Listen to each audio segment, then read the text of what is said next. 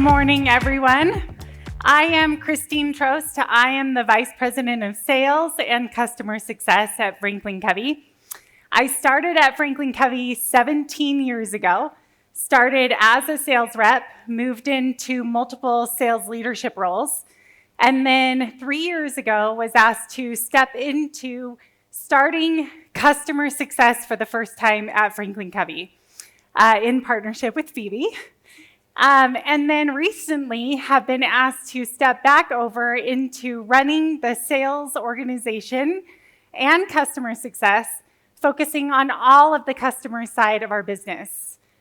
In that, I will be responsible for retaining and growing $180 million of revenue and growing about 1,600 customers.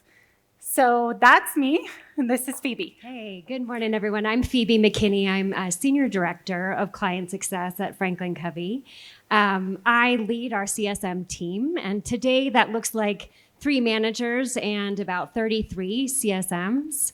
I joined Franklin Covey 5 years ago, having spent the majority of my career in the nonprofit sector, actually working with global foundations and charities doing field enablement and leadership development. So no surprise that the nonprofit executive, being the helper that you normally are, would run to CS, right? And say, oh, let me help over here.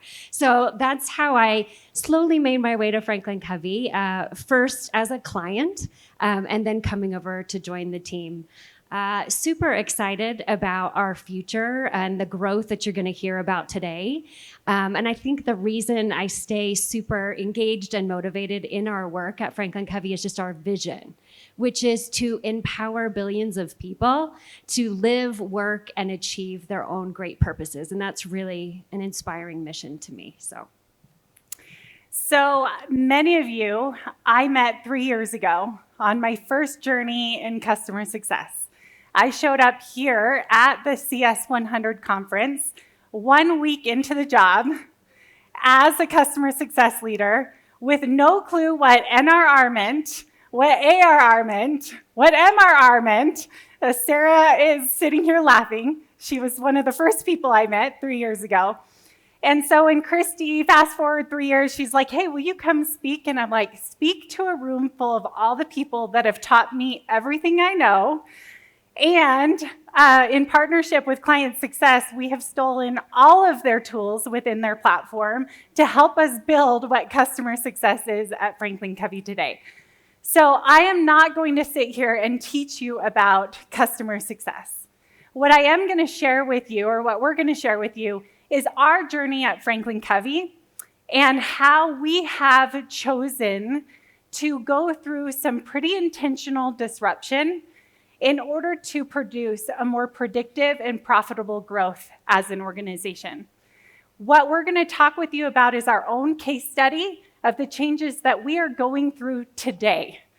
And then we're also going to share what are the leadership frameworks that we are utilizing from Franklin Covey's Leading Across Change course to help us navigate this level of disruption inside of our organization. So with that, we're going to show a video, and we are actually going to hand out a deck of cards as a tool. So as you watch the video, these cards will be handed out.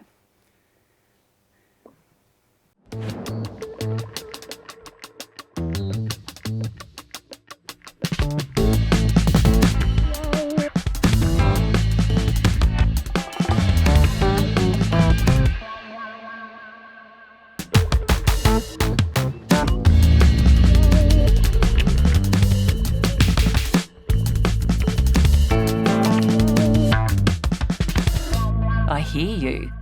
What concerns you most? I agree with you. It feels uncertain for all of us. What opportunities do you see in it for us? We know the industry will keep changing fast. What should we be doing? I know, it surprised me too. I like your ideas though. What else? What if we try this? Confident. Like, I can do this. Like someone let the air back in the room.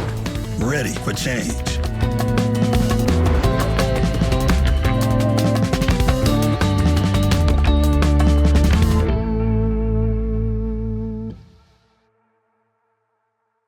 lead through massive change and disruption. Either internally we decide strategically there's a change we need to make in order to drive an improved result, or externally there's factors that are placed on our organization or our team that we still have to lead our team through. How many of you today are leading through some type of change, either personally or with your team organizationally? Almost all of us. So our hope today is to give you some tips and tools so that you can go back and immediately start to apply in your organization as you lead your teams through this level of change. So first, let's start by helping you understand, if I can get the clicker to work. Thank you. Who Franklin Covey is. So we are a performance improvement organization that specializes in helping develop leaders across all levels inside of your organization. We have been in business for over 40 years. We have invested over $200 million in developing world-class leadership solutions. We're in 160 countries, and we have developed over 30 million leaders globally. So we really believe that great leaders build great organizations. So as Christine said, we work with our clients to develop leadership capacity at every level. You know, our research has shown that there are common behaviors amongst every leader level that predictably hold organizations back. So we engage those leaders in our principle-centered leadership, do you mind accessing that, model, which really starts with looking at who you are as a leader and how you think, and then what you do. So not jumping straight to skill, but utilizing this inside-out approach. And it's really that approach that brings about sustainable behavior change, and it transforms that leader and their team and organization from common to great. I'll pause here for a second so you can take the picture. Okay, great. So Franklin Covey is not your typical SaaS organization. Our renewal cycle, typically a client is not renewing with us to provide training and development for the exact same individual year after year. We have to resell and re-identify the use case every year for our clients to renew and retain with us. We bring together our world-class content with our facilitators and our people internally, powered together with technology to deliver a holistic solution for developing leaders with our clients. In the professional development space, we kind of find ourselves square in the middle. On one end, you have training and consulting firms. On the other, you have these massive content libraries. We really bring a very focused set of solutions and services that are all aimed at leader development, individual effectiveness, culture cultivation, and executing on results. So I'm going to dive in now on the case study of the change that Franklin Covey is going in, and then Phoebe is going to walk us through the leadership frameworks that we're applying in navigating this change. Here's the reality. Franklin Covey has been around for a long time, but our opportunity for growth is massive. Today, we are about a $200 million company with about 2,500 clients globally. The reality is that our total addressable market is massive. Any leader in any organization can buy our products and services. And so as we think about it, our TAM is $22 billion globally, which is a huge opportunity for us to go capture growth inside of our TAM. So when I stepped into the sales role, one of the things that I quickly identified was what is holding us back from achieving this level of growth. And one of the things that we have identified is that we need to optimize for that growth by making sure that every role is focused on the right activities at the right time. I quickly dove into building a business case for increasing our CSM headcount at a time where we had suboptimal growth. But I knew walking into my CEO's office and saying, hey, I need to hire more CSMs, he would look at me and be like, you are crazy. Not sure why we have you running sales and customer success. Let's move on. But instead, what we did was we built a business case that helped him understand how we would drive profitable and predictable growth by hiring more CSMs. So here's the framework for the business case that we used. We started with the problem statement. For us, the problem statement was that I had salespeople and customer success people who were assigned doing the exact same thing for our customers. And the reason why our salespeople were involved in doing that was because our CSMs didn't have capacity to take it on. And so our salespeople, being responsible for the retention and growth, stepped in to take that on, when in reality, I want my salespeople generating new pipeline, finding new buyers. I want my CSMs focusing on onboarding and implementing and helping us to expand and resell the opportunity with our current buyers. So separating and delineating that was important. My proposal was to hire more CSMs. And the expected outcomes for us are actually to drive higher retention and to drive more revenue if we do this. We use data analytics and opportunity cost modeling to build this business case. We actually calculated the number of hours our sellers were spending on non-pipeline generating activities with new buyers. We then went back and we looked at what was the cost of our sellers spending time on those activities. I used a super simple, basic calculation of taking the total revenue that a seller produces, divide it by the number of hours that they work. If I can move the hours that they're spending on doing the selling time versus the implementing and onboarding and supporting our clients' time, it spit out a dollar amount for us.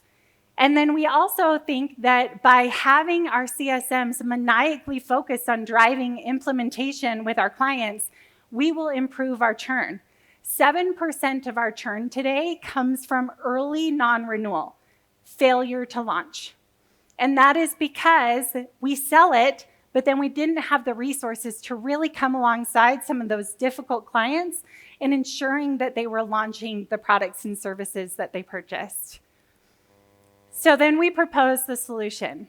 I proposed the solution to increase our CSM headcount from 33 to 45. We looked at the cost model between hiring and investing in CSMs versus the amount of revenue I believe we are going to generate by refocusing our sellers on different activities, and then produced an ROI. Some of the tools that we use to help us drive this business case and model it was ERACI. Many of you are familiar with different models. Many of you probably use ERACI. For those of you that are not familiar with it, this is a very simple model that helps you identify the roles and responsibilities of different roles across the entire buyer journey. So it's responsible, who's responsible for doing the activity? Who's accountable for the outcome of that activity? Some people will have a dual accountable and responsible. Some will be consulted, and then some just merely need to be informed. But this helps you understand who really has that primary role of responsibility and who might be just a secondary supporter. This is what our RACI looked like before we actually identified what we wanted it to look like. You'll see here what this was our seller responsible for doing all of the activity, and the entire thing is not here. It looks like it got cut off of the chart. Let's see if the next one is. Oh, no, shoot. The next one's not either. Well, basically what we ended up doing, that circle's supposed to be over there. Something must have happened with the slide. But what we really identified was where that circle is that we wanted our CSMs to own adoption. That is where we wanted them to focus on onboarding and implementation. And I looked at the number of hours that our sellers were either just sitting in on onboarding meetings but not adding value, or were actually rolling up their sleeves and doing the implementation work because the CSM didn't have time to actually support the client through that. So we rebuilt out a RACI model that allowed us to really get clear on who was responsible and who was accountable for that activity. We then rebuilt our job profiles by role. And so in this, we took the entire buyer journey and we identified who has that primary responsibility and who has that secondary responsibility. I know that this looks super simple because you put it all together in a job profile. But when you are changing someone's role, you're changing their identity and the value that they think they provide in that. We have sellers that pride themselves on being able to do everything. But what we need is really maniacal focus from all of our roles in doing each of these things. So we did it for our account managers, and then we also did the job profiles for our CSMs. We then came back and built a capacity head modeling model. I know this afternoon you have an amazing speaker on capacity modeling using AI. So I'm just going to share with you our simple model that we use, but I'm excited to learn about our capacity modeling this afternoon. So we went through and we identified what are all the activities that our CSM does or should be doing within that adoption framework. What is the amount of time that it takes, not just to do it, but to really allocate the time for preparation, internal alignment meetings, time with the customer, and then allowing us to have proactive engagement and outreach to our customers along the way as well. We then looked at what is the capacity per CSM and then divided that by the number of customers that we had that spit out a pretty simple capacity model. It doesn't always have to be complex. You could get super complex in capacity modeling. In building the business case, my recommendation is keep it simple. So what all of this did for us was it led to this outcome. We are increasing our CSM headcount from 33 to 45 CSMs. We are doubling the headcount of our leadership. We have gotten an additional investment of $2.4 million into our CSM or into our CS organization with an additional $200,000 in approved tech as well. So this looks really simple. And strategically, as a business leader, this is the strategy that we are going to use to drive predictable and profitable growth inside of the organization. Making this come to life is where it gets difficult. I can sit up here and say, hey, this is what we're going to do. But when it comes to implementing this level of change, that's where we as leaders need to be really thoughtful about how we engage our people along the way in this process. So I want to ask you, every organization has its moments of strategic disruption. There are probably some of you sitting in this room thinking, I know I need to make a change. I know that there's a strategic disruption we need to make, either because your organization is not getting the results that you're looking for, or you have a person or people that aren't getting the results that you're looking for, or you know that there is strategic disruption coming. And so how do you get ahead of that and start to lead out as a leader? So I want you to think about what is the change you are leading through today or in the near future as Phoebe walks us through our change process. All right, so we're going to shift and move from talking about change management kind of strategy and process to the realities of people navigating change. You know, as humans, we are physiologically wired to view most change as a threat. So our brains immediately go into overdrive trying to figure out how to return us to safety. The good news is we are highly adaptable, and there are ways that we can move from that survival thinking into front brain thinking, and there are skills we can learn and use throughout each phase of a change. So in our Franklin Covey Change course, we talk with learners all the time about this very predictable pattern of change. And you may have seen models like this. This is the curve that we reference. And in each stage of the change, we teach people these individual skills that they can utilize to view the change less as uncertainty and more as opportunity. So quickly, when you think about being in a season of status quo, one, that sounds lovely, but when that is the reality, the skill here is to be preparing, to be looking for and anticipating change is going to happen. What can we do to prepare? When we move into the disruption of a change being articulated and announced, this is where we need to teach people to clarify all of the details possible about the change so they can combat that insecurity with information. And having those facts, hopefully they're able to get to a point of decision and commit to adopting the change. And then the fun really starts because you dive into the spaghetti bowl of adoption where there are fits and starts, and it's here that skill of persistence is so important because there has to be a willingness to experiment, to learn something new, to keep going. Because ultimately we want to get everybody into that final zone of innovation, right? Where they can use the skill of exploration to really figure out what are the benefits, what are the opportunities that have come with this change. So that was a super fast primer on the individual skills that we teach in our change course. But for those of us in the room today, there's this added layer of skill that we need as leaders. Because just as Christine said a few minutes ago, it's leaders like you and like me, who really sit in this gap between the source of the change and the people who are going to make it happen, right? So our course goes a step further and we talk with leaders about these 4 skills to help accelerate your teams through the change curve. And with the time that we have today, I'm only going to brief you on the first 2 skills of envision and dialogue. But one of the things we've done is provided you with the practice cards from our course.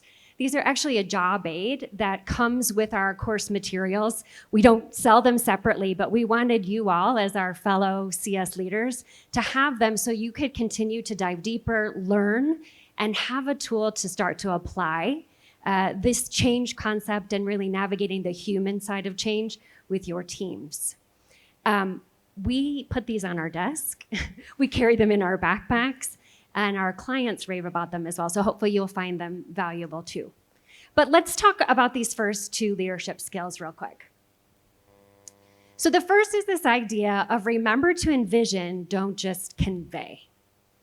As leaders, it is our job to go forward and clearly convey what is the change, why are we making this change, how does this change impact the team, the organization. But even before those details are known and announced, we can start to envision inevitable change, right? Leaders have to be anticipating that change will happen, and there's preparation that we can support so that when the change does become a reality, we're poised to move through it. And so this is really what's happening in that first zone of status quo. And this is really where it's important for us to have conversations that scan the environment, look for patterns, trends, plans that may change what we need to be doing. It's also where we ask for other people's perspectives, like we seek external and internal inputs, like coming to CS100 and learning what's going on in the industry and what are some of the best practices. And then even in this stage of status quo, there are likely actions we can take that will ease us into change once that becomes more obvious. So at Franklin Covey, for the last kind of 12 to 18 months, we've been anticipating what Christine just said, but really not knowing all the details of what that would look like. But even before we had this vision, we were able to start to do some research and benchmarking.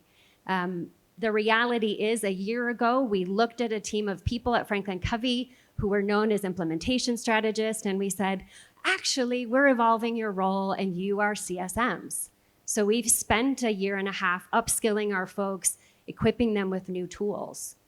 We also looked at some of our processes, right? We articulated for the first time our value journey, and we shored up our new client onboarding.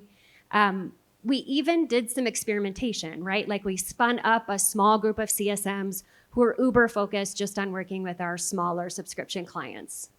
And then on the other side, we piloted a strategic accounts team. We'd never done that before, looking at combinations of CSMs, solution architects, project managers, trying to figure out the right mix.